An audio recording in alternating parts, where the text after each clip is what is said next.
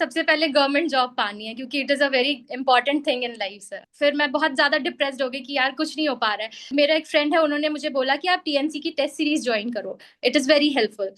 तो फिर मैंने उसको वहां से ज्वाइन किया और वो मेरी लाइफ का सबसे बेस्ट डिसीजन था सर। और मैंने धीरे धीरे जब टेस्ट सीरीज अपनी दी, उसमें मुझे रियलाइज हुआ कि मेरी गलतियां कहाँ हैं, मैंने अपने नेगेटिव्स को सुधारा उससे। वो बहुत हेल्पफुल हुआ और फिर उसके बाद मैं नॉर्सेट 8 में सेलेक्ट हुई। एंड देन आफ्टर उसके बाद मैं पीजीआईसीएच में आपके सामने रैंक 1 पे हूँ आज।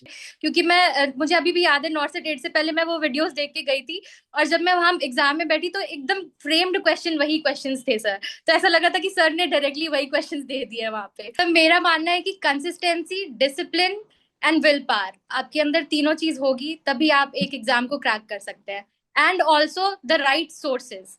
जैसे कि मैंने एक टीएनसी के साथ ज्वाइन करके मुझे वो एक दिशा मिल गई, एक वे मिल गया कि ये मुझे इसी वे में चलना है। मैं जरूर ये बोलना चाहूंगी, द फैकल्टी, टीएनसी फैकल्टी बहुत ही अच्छी है सर, कि वो आपको गाइड करती रहती है डे टू डे बेसिस पे सर। आप उनकी वीडियोस भी देखेंगे, आपको एक मोटिवेशन मिलेगा जरूर।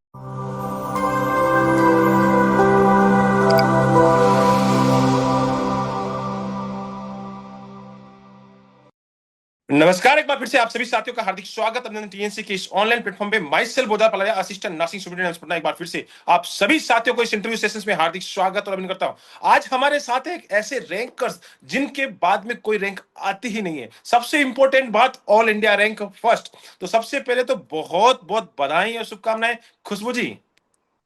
Yes sir, good morning sir, thank you very much. एक ऑल इंडिया रैंक फर्स्ट, जिससे आगे कोई आने का रैंक नहीं, इससे आगे तो कोई रैंक ही नहीं है, वो आपने हासिल की है। कैसा लग रहा है इस समय? सर बहुत अच्छा लग रहा है। सबसे पहले मैं आपका बहुत बहुत शुक्रिया अदा करना चाहूंगी कि आपने मुझे ये प्लेटफॉर्म दिया। And I am very thankful to you sir. जी, और बहुत मैं बहुत बधाई है आपको और आपके पूरे परिवार को, क्योंकि आपकी जो मेहनत है वो यहाँ तक लेके आई है। और आपने यहाँ पूरा मेहनत के साथ जो आपने ये एग्जाम दिया और उसमें ऑल इंडिया रैंक फर्स्ट को हासिल किया है, साथ ही साथ अपने परिवार का नाम रोशन किया है, साथ ही साथ टीएनसी का नाम रोशन किया है, उसके लिए भी आपको बहुत बहुत बधाई और शुभकामनाएं। आज हम इस इंटरव्यू में बहुत सारी चीजें आपसे जानने वाले हैं। हर बच्चा जानना चाहता है कि पीजीआईसीएच के अंदर आपने फर्स्ट रैंक कैसे प्राप्त की, किस तरीके से पढ़ाई की, क्या स्ट्रेटजी रही है, क्या स्ट्रगल रहा है, वो सारी चीजें मैं आज जानने की कोशिश करूंगा। और वन बाय वन मैं बच्चों के सवाल जो मैं बच्चों के मन में इस समय चल रहे हैं, जो मेरे थ्रू आप तक पूछे जाएंगे, और एक एक करके हम जानने की कोशिश करेंगे। तो सबसे पहले इस इंटरव्यू की शुरुआत करते हैं आपके अपने इंट्रोडक्शन से। सर, मेरा नाम खुशबू तिवारी है और मैं लखनऊ की रहने वाली हूँ। और सर मैंने अपना कॉलेज एसजीपीजीआई लखनऊ से किया है इन 2019 सर। और मैं पास आउट हुई हूँ 2023 दिसंबर में sir. Yes sir. Okay, 19 to 23 का दिसंबर तक का बेस था और एसजीपीजे के स्टूडेंट रहे हैं, तो इसका मतलब ये तो फिक्स है कि अच्छे इंस्टीट्यूट से आपने नर्सिंग को पास आउट किया है।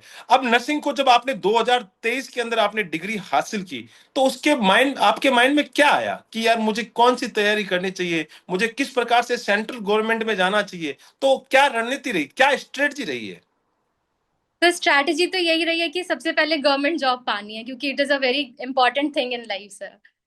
उसके बाद मैं सर अपना सेल्फ स्टडी करती गई एंड फिर उसके बाद मैंने एग्जाम्स दिए अपने। सबसे पहले एग्जाम मैंने सिपाही दिया, उसमें मेरी 408 मार्क्स आए, कुछ मार्क्स से मैं रह गई। फिर उसके बाद मैंने नॉर्थ 6 दिया सर। और सेल्फ स्टडी करती गई, उसमें कोई किसी चीज का मैंने सोर्सेज से हेल्प नहीं लिया। फिर उसमें भी मेरा नहीं हुआ सर। उसके बाद फिर मैंने नॉर्थ 7 दिया, उसमें भी मैंने कुछ नहीं किया सर। फिर मैं बहुत ज्यादा डिप्रेस्ड हो गई कि यार कुछ नहीं हो पा रहा है। फिर मेरे दोस्तों ने हेल्प किया कि नहीं, you should find a sources, कुछ राइट सोर्सेज को अपने साथ रखो आप। तो फिर मेरा एक फ्रेंड है, उन्होंने मुझे बोला कि आप टीएनसी की टेस्ट सीरीज ज्वाइन करो, इट इज वेरी हेल्पफुल। तो फिर मैंने उसको वहां से ज्वाइन किया और वो मेरी लाइफ का सबसे बेस्ट डिसीजन था सर। और the faculty is the very best and बहुत अच्छा हेल्प करते हैं सर आप लोग। और मैंने धीरे धीरे जब टेस्ट सीरीज अपनी दी, उसमें मुझे रियलाइज हुआ कि मेरी गलतियां कहाँ हैं, मैंने अपने नेगेटिव्स को सुधारा उससे। रैशनल्स पढ़े और जो रैशनल्स मैं पढ़ती गई उनको नोट डाउन भी किया सर। वो बहुत हेल्पफुल हुआ और फिर उसके बाद मैं नॉर्सेट 8 में सेलेक्ट हुई। एंड देन आफ्टर उसके बाद मैं पीजीआईसीएच में आपके सामने रैंक 1 पे हूँ आज। बहुत ही अच्छी बात बताई। और बच्चे इस समय आपके इस इंटरव्यू से बहुत सारी चीजें सीखेंगे। बहुत सारे बच्चे हैं जो आप ही की तरह सेल्फ स्टडी करते हैं और सोचते हैं कि यार मैं बिल्कुल अच्छा कर रहा हूं, और वो अपने आप को, एक्चुअली ऐसा होता है ना कि जब तक खुद का एग्जामिन नहीं करते तब तक हमेशा हर बच्चे को ऐसा लगता है कि मैं एकदम फैक्ट कर रहा हूं, मैं ही सब कुछ अच्छा कर रहा हूं। लेकिन जब एग्जाम में जाता है, एग्जाम में जब रिजल्ट नहीं आता है, तब बच्चे को डिप्रेशन का सामना करना पड़ता है। और वो चीजें आपके साथ हुई। पहले आपने सेफआई का एग्जाम दिया, नहीं निकला। नॉट सेट 6 दिया, नहीं निकला। 7 दिया, नहीं निकला। लेकिन फिर आपके दोस्त ने आपको टीएनसी प्लेटफॉर्म के बारे में बताया और फिर आप लगातार मेहनत करते गए। टीएनसी प्लेटफॉर्म को आपने देखा, जैसे टेस्ट दिया, साथ ही साथ आपने वीडियो एमसीक्यू बेच भी देखा होगा, जैसे लगातार आपने मेहनत की, अवधेश सर को भी देखा होगा। तो उनके बारे में कुछ बताएंगे, बताना चाहेंगे? तो बहुत अच्छे वीडियोस होते हैं उनके यूट्यूब पे, और सुरेश सर के भी जो लास्ट मिनट रिवीजन वीडियोस होते हैं उसने तो बहुत ही ज्यादा हेल्प किया मुझे। क्योंकि मुझे अभी भी याद है, नॉर्थ से डेट से पहले मैं वो वीडियोस देख के गई थी, और जब मैं वहां एग्जाम में बैठी तो एकदम फ्रेम्ड क्वेश्चन वही क्वेश्चंस थे सर। तो ऐसा लगा था कि सर ने डायरेक्टली वही क्वेश्चंस दे दिए वहां पे। सो ये सबसे बिल्कुल। बेस्ट था मेरा सर। और बहुत ही अच्छी बात बताई है आपने कि लगातार और एकदम डिट्टो क्वेश्चन, और वो क्वेश्चन ऐसे थे कि जो अभी तक कोई भी कोचिंग में किसी ने नहीं पढ़ाए थे। लगातार टीएनसी उस पे काम कर रही थी, और आज भी टीएनसी वो चीज करती है, नए नए इन्वेंशन पे काम करती है, नई नई चीजें लेके आती है जो कि बच्चों को रैंकर्स बनाने में हेल्प करती है। और आज वो एक रैंकर्स आपके सामने है। तो आज मैं और चीजें आपसे बहुत सारी चीजें जानने की कोशिश करूंगा। हर बच्चे के माइंड में रहता है कि हाँ, टॉपर्स किस प्रकार से पढ़ता है, वो भी मैं जानने की कोशिश करूंगा। तो अभी आप नॉट सेट 8 में सिलेक्ट हो चुकी है, साथ ही साथ पीजीआईसीएच में 2 जगह पे आपका सिलेक्शन है। पीजीआईसीएच का रिजल्ट अभी आया है और नॉट सेट 8 का तो ज्वाइनिंग तक हो चुका है। तो कौन से एम्स में राइट नाउ पोस्टेड है? सर मैं अभी राइट नाउ एम्स रायबरेली में पोस्टेड हूँ सर। ओके, आप अभी एम्स रायबरेली में जॉब कर रही है और साथ ही साथ अभी पीजीआईसीएच में भी सिलेक्शन हुआ है। तो मैं ये जानना चाहूंगा कि नॉट सेट 8 का एग्जाम और पीजीआईसीएच का एग्जाम लगभग, अगर मैं कहूं तो एक सेम ड्यूरेशन में हुआ था, ज्यादा ऐसा नहीं कि ज्यादा गैप नहीं था। तो किस प्रकार से तैयारी पीजीआईसीएच के लिए अलग से की थी या नॉट सेट 8 के लिए अलग से की थी? नहीं सर, तैयारी तो मेरी सेम चल रही थी। ऐसा नहीं था कि कोई डिफरेंट एग्जाम को डिफरेंट पर्सपेक्टिव से लेना है। मेरा ये हमेशा गोल रहा है कि एग्जाम है, एग्जाम को एग्जाम की तरफ से देखना है। ये नहीं कि वो एग्जाम हल्का है, ये एग्जाम हार्ड है, ऐसा कभी मैंने सोचा नहीं है। बट हाँ, ये है कि मेरी स्ट्रैटेजी दोनों एग्जाम के लिए सेम रही है, कि अगर आपको 8 घंटे दिन के देने हैं तो देने हैं। टेस्ट सीरीज लगानी है तो लगानी है, विदाउट एनी फेल। कि आप एक दिन भी नहीं छोड़ सकते हो कि टेस्ट सीरीज नहीं लगाएंगे। सर की वीडियोस देखनी है तो वीडियोस देखनी है, और फिर जो रैशनल आपको पता चल रहे हैं उसको नोट डाउन करके एक कॉपी में लिखना भी है, एंड द नेक्स्ट डे उसको रिविजन भी करना है। ये चीज मेरा स्ट्रैटेजी रहा है हमेशा से। ओके, बहुत ही अच्छी बात बताइए कि आपने कंसिस्टेंसी को फॉलो किया, लगातार मेहनत किया। ऐसा नहीं है कि बहुत सारे बच्चे इस समय भ्रमित हो जाते हैं, कभी एसजीपीजे का एग्जाम आया तो फिर से शुरू से बैठ जाते हैं, फिर केजीएमयू का एग्जाम आया तो फिर से शुरू से बैठ जाते हैं, नॉन सेट का आया तो फिर से बैठ जाते हैं। तो बार बार अपनी स्टार्टिंग जो प्रिपरेशन है उसको बार बार बदलते रहते हैं। लेकिन आपने ऐसा नहीं किया, आपने एक फोकस रखा कि हाँ, मुझे सिर्फ टीएनसी के साथ चलना है, लगातार मेहनत करनी है और लगातार टेस्ट देने हैं, साथ ही साथ सर की वीडियोस को कंप्लीट करना है। और वो सारा चीज आज आपको यहाँ पे बेनिफिट मिला है और आप एक अच्छे रैंकर्स के साथ उभरे हैं। तो सबसे पहला एग्जाम, जब आपने टीएनसी के अंदर पहला एग्जाम दिया होगा, टीएनसी की टेस्ट दिया होगा, तो याद है कौन सी रैंक आई थी? सर सर मेरी रैंक तो बहुत खराब आई थी, क्योंकि अब अराउंड 2000 समथिंग आई थी मेरी रैंक। तो मैंने बोला कि यार कुछ भी समझ नहीं आ रहा है कि इतनी खराब रैंक ली। लेकिन उसने मुझे और मोटिवेट किया कि नहीं, कल अगर मैं एग्जाम देने जा रही हूँ तो मुझे इससे बेटर रैंक लेके आना है, एंड नेगेटिव्स को भी कंट्रोल करना है। तो ये मेरी मतलब एक था कि नहीं, नेक्स्ट डे मुझे देना है एग्जाम। और वो मुझे मोटिवेट भी करता रहता था कि नहीं, अगर आज मेरी इतने मार्क्स आए इस एग्जाम में तो नेक्स्ट डे मुझे उससे अच्छे मार्क्स लेके आने हैं। और ये टेस्ट सीरीज से मुझे बहुत ज्यादा हेल्पफुल मिलता था सर, हेल्प रहता था मेरा। ओके, जैसे जैसे आपने बताया कि मैं लगातार मेहनत कर रही थी और मेरी रैंक पीछे आई, तो आप हम्म। लगातार मेहनत करते, शुरुआत में कोई भी बच्चा, मैं बता रहा हूँ, कोई भी बच्चा जब अगर पहली बार टीएनसी के अंदर एग्जाम देगा तो उसके तोते उड़ जाने हैं। और तोते उड़ जाने का मीनिंग्स ये होता है कि रैंक थोड़ा सा पीछे आता है, क्योंकि नए नए क्वेश्चन से सामना होता है, नए नए कंसेप्ट से सामना होता है, क्योंकि वो कोचिंग में बहुत सारी कोचिंग है तो मिस ही कर देती है ऐसे कंसेप्ट को। लेकिन आज का जमाना बदल चुका है, ट्रेंड बदल चुका है, नए नए क्वेश्चन आते हैं, तो वो क्वेश्चन उनके गलत होते हैं तो रैंक पीछे आ जाती है, तो बच्चा डर जाता है। डरना नहीं चाहिए और खुशबू की तरह मेहनत लगातार करनी चाहिए। और खुशबू ने बहुत ही अच्छी बात बताई कि मोटिवेशन आता है, ज्यादा मोटिवेशन और आता है कि कल से अच्छा करना है। तो अच्छे करते करते करते कौन सी रैंक तक पहुंच गए थे आप? सर अंडर 200 भी मैं आई हूँ इस टेस्ट सीरीज में सर। और ये अच्छा लगता था मुझे। एक चीज मैं मेंशन करना चाहूंगी सर कि जब मैं क्वेश्चन मेरे गलत होते थे तो मैं उस रैशनल को पढ़ती थी, तो उसमें ये नहीं है कि सिर्फ जो आंसर करेक्ट है उसके रैशनल मुझे मिलते थे, जो आंसर्स मैंने रॉन्ग भी किए उसके भी रैशनल्स मुझे मिलते थे। ये बहुत अच्छी बात लगती थी मुझे टीएनसी टेस्ट सीरीज की, कि वो ऑल द फोर ऑप्शंस के आपको रैशनल प्रोवाइड करते हैं वहां पे। सो ये मुझे बहुत बेस्ट लगता है इस चीज चलो, में। बहुत ही अच्छी बात बताई और बहुत ही जबरदस्त। 200 के करीब आपकी रैंक हमेशा उस समय रहती थी। अब मैं थोड़ा सा यहाँ पे आ जाना चाहता हूँ कि 200 रैंक वहां पे थी, तो नॉर्थ सेट के अंदर आपकी कौन सी रैंक आई? तो नॉर्थ सीट के अंदर मेरी 469 आई है ओवरऑल ओके, रैंक। बहुत ही अच्छी बात है। बहुत ही अच्छा कंपटीशन, और लगभग अगर मैं कहूँ तो सिमिलर रैंक। और उसके बाद भी आप लगातार मेहनत करते गए, और आज ऑल इंडिया फर्स्ट रैंकर्स है। तो आज आपको बहुत लोग फॉलो करने वाले हैं, क्योंकि जो मेहनत करता है, जो फर्स्ट रैंक लेके आता है, उसकी बातें ही कुछ और होती है। क्योंकि सब बच्चे जानना चाहते हैं कि यार ये फर्स्ट रैंक का सिलसिला कैसे आया, और हर बच्चा चाहता है कि मेरी भी इतनी अच्छी रैंक आ जाए। अब मैं जानना चाहता हूँ कि जब नॉट सेट 8 और पीजीआईसीएच की दोनों की तैयारी साथ साथ चल रही थी, तो टॉपर्स कितने घंटे पढ़ता था? सर सच बताओ तो मैं सिर्फ दिन पूरे 24 घंटे में सिर्फ 6 घंटे सोती थी, अगर मैं करेक्टली बोलूँ तो। इवन दो कि जब मैं खाना खाने भी बैठती थी तो मैं मतलब कुछ ना कुछ टेस्ट सीरीज लगाना या कोई क्वेश्चन सॉल्विंग करना, कुछ ना कुछ करती रहती थी हमेशा। ये मेरा मोटिव होता था, गोल होता था कि मुझे दिन का 1 घंटा भी वेस्ट नहीं करने जाना है यहाँ पे। ये चीज रहता था। और मतलब मैं सुबह उठ के अपना कोई मतलब अपनी सेल्फ स्टडी कर ली, उसके बाद टेस्ट सीरीज का एक टाइम रख लिया, उसके बाद रैशनल देखने का एक टाइम रख लिया, फिर उसके बाद सर की वीडियोस देखने का टाइम शाम का, और फिर रात में फिर से एक सेल्फ स्टडी का ड्यूरेशन रहता था। तो ऐसा मेरा चलता था सर। मतलब आपने टाइम को पूरा यूटिलाइज किया था, और लगभग जो दिन के 1440 मिनट होते हैं, और लगभग मेरे सामने एक बोर्ड लगा है, मैंने भी लगा रखा है कि 86,400 सेकेंड्स होते हैं पूरे ट्वेंटी यस। फोर आवर्स में। उसको हर एक सेकंड का सही इस्तेमाल आपने जाना, और अच्छी बात है। स्टूडेंट्स अगर मेहनत कर रहा है, बहुत सारे बच्चे ऐसे होते हैं जो स्टूडेंट्स हैं, लगातार मेहनत भी कर रहे हैं, लेकिन अपने टाइम को वेस्ट कर देते हैं। अरे यार, कुछ और देखे, कुछ और देखे, इस तरह से घूमते रहते हैं, उसमें टाइम चला जाता है। तो ये टाइम का इस्तेमाल बहुत ही जबरदस्त होना चाहिए, और सही सदुपयोग आज फर्स्ट रैंकर्स लेके आता है। तो लगातार जब आप मेहनत कर रहे थे, तो क्या रेशियो, जब आप लगातार कंटिन्यूसली रिविजन्स भी कर रहे थे, सेल्फ स्टडी भी चल रही थी, प्रैक्टिस भी चल रही थी, तो मैं जानना चाहता हूं कि ये दोनों रिविजन्स, लर्निंग और प्रैक्टिस, क्या परसेंटेज, क्या रेशियो रहता था, और टॉपर्स बनने के लिए प्रैक्टिस का कितना बड़ा योगदान है?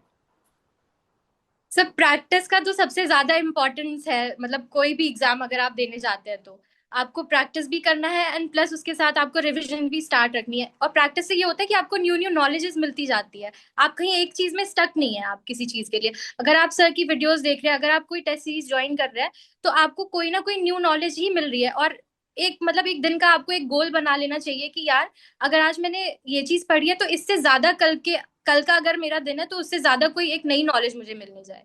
ये नहीं कि हम उसी चीज में ही फंसे हुए हैं सिर्फ एक ही टॉपिक में। ये चीज रहता है सर।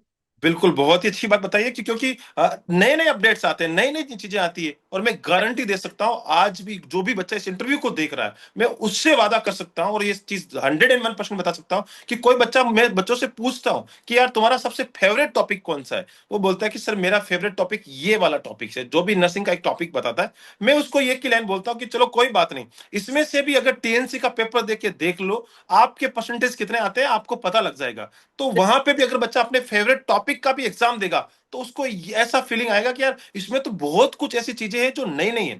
थ्योरी हम्म। पढ़ना और एमसीक्यू प्रैक्टिस करना बहुत डिफरेंट है, और एक एमसीक्यू प्रैक्टिस करना एक आर्ट है, कला है, और इस कला को सीखना बहुत ज्यादा इंपॉर्टेंट है, और इस कला से आज आप यहां पर पहुंचे हैं। तो इस समय दो चीजें आपके पास में हैं। एक तो रैंकर्स होने का अनुभव भी है, बहुत सारा अनुभव आपके पास कम समय में आ चुका है। एक रैंकर्स का, ऑल इंडिया फर्स्ट रैंक का भी अनुभव, साथ ही साथ 80,000 की सैलरी वाला भी अनुभव, और साथ ही साथ एक बेरोजगारी वाला भी अनुभव। तो यस कैसा लग रहा है? तीनों सर तीनों बहुत। अनुभव में बताएं कि डिफरेंस क्या रहा है। कि पहले जैसे बेरोजगार इस समय इस वीडियो को देख रहे होंगे, और उसके बाद जो बच्चे रोजगार बनने की प्राप्ति करने के चाहते हैं कि 80,000 में क्या क्या मजे होते हैं, दोनों में थोड़ा सा एक्सप्लेन करके बताएं। सर सबसे पहले तो मैं बताऊंगी कि जो जो बच्चे कभी अभी कोई जॉब नहीं पकड़े हैं, उनके लिए होगा कि मेरी जॉब नहीं लग रही है, बहुत मतलब बहुत सारी समस्याओं का उनको सामना करना पड़ता है। बट ये है कि उन्हें होप नहीं खोनी चाहिए, कि क्योंकि मुझे ऐसा लगता है कि एक ना एक एग्जाम आपके लिए जरूर बना हुआ है सर। कोई एक एग्जाम आपके नाम पे लिखा हुआ है, वो जरूर होगा, अभी नहीं कुछ दिन के बाद जरूर होगा सर। और फिर जब आपकी जॉब लगती है, वो एक अलग एक्सपीरियंस है, कि जब आपको मतलब नए लोगों से मिलना होगा, आपको प्रैक्टिस करनी है, आपके पेशेंट्स रहेंगे वहां पे, जब पेशेंट्स आपको ब्लेसिंग्स देते हैं, वो एक अलग एक्सपीरियंस है सर। तो और फिर उसके बाद जब आपकी सैलरी आएगी, वो अलग है कि आपको आपको वो 80,000 कैसे स्पेंड करना है, उसको भी मैनेजमेंट करना आना है आपको। और फिर उसके बाद जब आप टॉपर्स आते हो, कोई रैंकर्स आते हो, तो वो तो सर सबसे बेस्ट एक्सपीरियंस है आपकी लाइफ का, क्योंकि उसके अब कुछ आप और नहीं कर सकते हो, और वो गॉड की ब्लेसिंग है सर। बिल्कुल। बिल्कुल। और बहुत सारे बच्चे इस समय सोच रहे होंगे, मैं उन सारे बच्चों को बता देना चाहता हूँ कि थोड़ी सी मेहनत करनी है। लगभग अगर आप लगातार 6 महीने की मेहनत टीएनसी के साथ कर लेते तो 80,000 के मालिक बन जाते हैं। और 80,000 के जब मालिक बन जाते हैं तो लाइफ बिल्कुल चेंज हो जाती है, और वो खुशी आप खुशबू के चेहरे पे देख सकते हैं। एकदम बिल्कुल चमकदार चेहरा है, और 80,000 की जो चेहरे पे खुशी होती है ना, वो अलग ही होती है। और ये देखो, बेरोजगारी के बाद का अनुभव है, बहुत ही अच्छा लगता है कि हम लोगों ने इतनी मेहनत की है। और हर बच्चा, आपने सबसे अच्छी बात मुझे बताई, हर बच्चे के नाम पे कोई ना कोई एग्जाम का उस पीडीएफ में उसका नाम लिखा होता है। बस थोड़े से पैसेंस की जरूरत होती है और कंसिस्टेंसी की जरूरत होती है, उसमें 101% वो सक्सेस पा लेता है। अब मैं जानना चाहता हूं, ऐसी कौन कौन सी बुक्स थी जो यहां तक इस जर्नी में लेके आई? सर सबसे पहले तो अपनी सेल्फ स्टडी, उसके बाद मैंने पीआर यादव ज्वाइन किया। पीआर यादव को मैंने सॉल्व किया सारे उसकी एमसीक्यूज, देन उसके बाद target high and NCLEX, and फिर सर आपकी वीडियोस एंड टेस्ट सीरीज। ये सारा मेरा स्ट्रैटेजी है सर। बिल्कुल साफ साफ शब्दों में आपने बताया कि ज्यादा कुछ लेने की जरूरत नहीं है, ज्यादा झमेला पालने की जरूरत नहीं है। बिल्कुल बेसिक बुक्स आपने उठाई, 2 बेसिक बुक्स को उठाया, साथ में आपने टीएनसी की जो वीडियो एमसीक्यूज बेच को फॉलो किया, और साथ ही साथ आपने लगातार टेस्ट दिए। तो इसी से ही आपका ये AIR 1 का सफर आप तक कंप्लीट हो चुका है। बहुत सारे बच्चे हैं जो इस तरह से सोचते हैं कि यार क्या क्या करना चाहिए, उनके लिए ये क्लियर मैसेज था, और साफ सुथरा मैसेज आपने बता दिया। एग्जाम हॉल के अनुभव की बात कर लेना चाहता हूं। बहुत सारे बच्चे लगातार जब एग्जाम देते हैं तो एंजाइटीज का माहौल रहता है, बहुत सारी एंजाइटी रहती है मन में, ये रहता है कि यार कैसे होगा। और लगातार जब फेलियर, जैसे आपने बताया कि सेफई में फेलियर, नॉर्सिड 6 में फेलियर, 7.0 में फेलियर, अब 8 भी साथ में है और पीजीआईसीएच भी साथ में, दोनों एग्जाम जब साथ में, तो मन में एक डर सा नहीं लगा कि यार कैसे होगा, क्या होगा? और एग्जाम हॉल में कैसे आपने उसको फेस किया? सर बिल्कुल, बहुत ज्यादा एंजाइटिक होता है वो माहौल जब आप एग्जाम हॉल में एंटर करें, और फिर आपको वहां पे बहुत सारे बच्चे दिखेंगे, और उसमें कई सारे बच्चे ऑलरेडी कहीं ना कहीं पोस्टेड रहेंगे, और आपके पास कोई जॉब नहीं है अपने हाथ में। तो ये बहुत ही डिप्रेसिंग होता है कि यार हमारी कब लगेगी, क्या ये एग्जाम हमसे क्लियर हो भी पाएगा, क्योंकि यहाँ पे तो मेरे से भी दिग्गज दिग्गज लोग बैठे हुए हैं ऑलरेडी। लेकिन फिर भी अपने ऊपर एक कॉन्फिडेंस होना चाहिए कि नहीं, अगर ये एग्जाम में मैं बैठ रही हूँ, तो मैं इस एग्जाम को क्लियर करके ही निकलूंगी। ये आपका कॉन्फिडेंस वहां पे एग्जाम में देने से पहले होना चाहिए। एंड आफ्टर देने के बाद वो आपके अंदर खुद ही आपको पता चल जाएगा कि हाँ, आपने कैसा किया है वो एग्जाम, और वो आप बिल्कुल बेस्ट करके ही आएंगे, ये मेरा कॉन्फिडेंस कहता है। और बिल्कुल। सर बिल्कुल। Yes sir.